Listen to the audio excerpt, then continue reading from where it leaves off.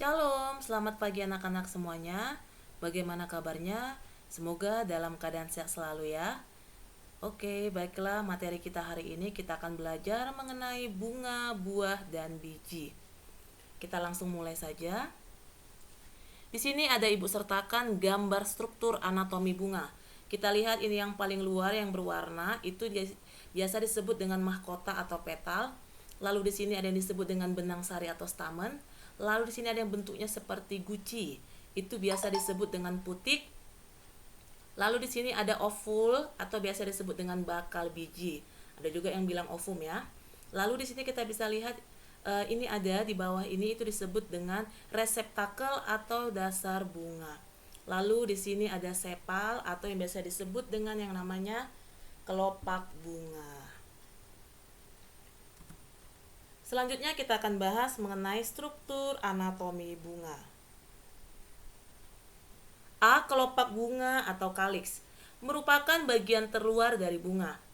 Fungsi kelopak yaitu untuk melindungi bunga pada waktu bunga masih muda dan biasanya masih berbentuk kuncup bunga. Kelopak umumnya berwarna hijau seperti daun, tetapi ada pula kelopak yang berwarna selain hijau sehingga tampak seperti mahkota bunga. Yang B. Mahkota bunga atau corolla merupakan hiasan pada bunga yang terdapat di sebelah dalam kelopak. Umumnya mahkota ini ukurannya lebih besar daripada kelopak dan berwarna indah serta menarik. Tidak jarang pula mempunyai bau yang harum atau sedap. Warna yang indah dan baunya yang harum inilah yang merupakan daya tarik bagi serangga atau binatang lain seperti burung dan kelelawar untuk mendatangi bunga. Tujuannya apa? Agar terjadi yang namanya proses penyerbukan. Fungsi lain dari mahkota bunga adalah untuk melindungi alat-alat kelamin pada bunga sebelum terjadi proses penyerbukan. C. Benang sari atau stamen merupakan alat kelamin jantan pada bunga, terdiri dari 1. Kepala sari atau antera, 2. Tangkai sari atau filamen, 3. Kepala sari atau polen. Yang D. Putik berfungsi sebagai alat kelamin betina pada reproduksi seksual. Putik mengandung sel telur atau ovum yang berguna pada proses pertumbuhan, terdiri dari kepala putik, tangkai putik, dan bakal buah. Selanjutnya yang E, bakal biji atau ovulum, adalah bagian yang apabila terjadi pembuahan akan berkembang menjadi biji. Bakal biji berfungsi sebagai tempat pertemuan sel-sel telur yang telah dibuahi oleh serbuk sari. Serbuk sari ini biasanya berisi sel-sel sperma melalui proses penyerbukan. F. Dasar bunga atau reseptakulum adalah bagian bawah dari bunga. Dasar bunga biasanya berfungsi sebagai tempat melekatnya mahkota bunga. G. Tangkai bunga atau pedicellus adalah bagian bunga yang tepat berada di bagian bawah bunga yang merupakan pendukung terakhir dari cabang bunga. Selanjutnya kita akan membahas mengenai buah. Berikut ini adalah struktur anatomi dari buah. Baik pada tumbuhan monokotil dan dikotil, biasanya struktur anatomi buah itu paling luar dimulai dari yang namanya epikarp, mesokarp, dan endokarp. Sama saja ya pada monokotil dan dikotil. Perhatikan gambar di samping, ini adalah contoh dari buah. Yang paling luar bisa kita lihat disebut dengan epikarp, di tengahnya itu adalah mesokarp, dan bagian agak ke dalam itu adalah endokarp. Berikut penjelasan 3 lapisan kulit buah yang tadi. Yang pertama yaitu epikarp, merupakan lapisan luar yang keras dan tidak ditembus oleh air. Misalnya pada buah kelapa.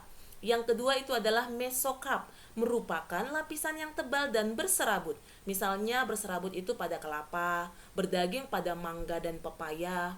Yang ketiga endokarp, merupakan lapisan paling dalam yang tersusun atas lapisan sel yang sangat keras dan tebal. Misalnya itu pada tempurung kelapa, berupa selaput tipis juga pada rambutan. Kita akan bahas mengenai struktur morfologi buah. 1. Pada tumbuhan monokotil, itu ciri-cirinya adalah keras, licin, bulat, dan biasanya mempunyai warna hijau dan kuning. Contohnya pada buah kelapa. Yang kedua, dikotil, itu ciri-cirinya tidak keras, licin, lonjong, dan mempunyai warna hijau dan kuning. Contohnya pada buah mangga. Selanjutnya berdasarkan jenisnya, buah itu terbagi atas 2 macam atau 2 jenis. Yang pertama buah sejati. yaitu buah yang terbentuk dari bakal buah. Contoh buah sejati yaitu Mangifera indica atau mangga, avokado atau alpukat, papaya SP atau pepaya, dan semangka. Yang kedua ada yang disebut dengan buah semu, yaitu buah yang terbentuk dari bakal buah dan bagian-bagian lain dari bunga. Contoh buah semu itu adalah Anacardium occidentale atau biasa disebut dengan jambu monyet atau jambu mede. Lalu ada Fragaria vesca. Ini biasanya sejenis stroberi, bisa stroberi liar seperti itu. Selanjutnya fungsi buah. Fungsi buah di sini ada beberapa. Yang pertama, buah juga berfungsi sebagai cadangan makanan. Yang kedua, buah juga bisa berfungsi sebagai alat perkembangbiakan. Yang ketiga, biasanya buah dimanfaatkan oleh manusia. Bisa untuk dimakan, bisa untuk obat-obatan, bisa untuk diambil sarinya untuk ekstrak dari parfum atau pewangi lainnya. Dan yang terakhir, fungsi buah adalah sebagai pelindung biji. Berikut ini kita akan bahas struktur anatomi biji. A. Kulit biji. Terletak di bagian luar biji dan melapisi seluruh bagian biji. B. Hipokotil, itu bagian bawah aksis atau pangkal yang melekat pada kotiledon. Sembari saya menjelaskan, kalian bisa sambil perhatikan juga untuk mencocokkan yang di samping ini mana yang dijelaskan. Baru yang C itu adalah radikula, biasanya bagian terminal atau ujung, itu pada bagian biji. Yang D, epikotil, yaitu bagian atas pangkal. Yang E, plumula, yaitu bagian ujung, yaitu pucuk dengan sepasang daun. Lalu yang F, kotiledon. Kotiledon adalah berfungsi biasanya pada biji sebagai bagian dari cadangan makanan. Nah, di sini bisa kita lihat gambarnya. Yang paling atas ini, yang A ini adalah biasanya pada biji dikotil. Contohnya di sini adalah dibikin biji kacang hijau. Ini ada bagian kulit biji, ini ada bagian di dekat lekukan, ini radikula, lalu ada epikotil, hipokotil, kotiledon. Oke. Baru yang di bawah ini adalah contoh dari biji jagung, monokotil.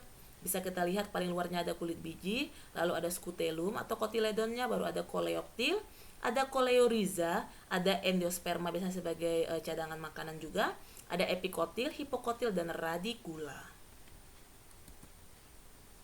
Selanjutnya kita akan membahas perbedaan biji monokotil dan dikotil.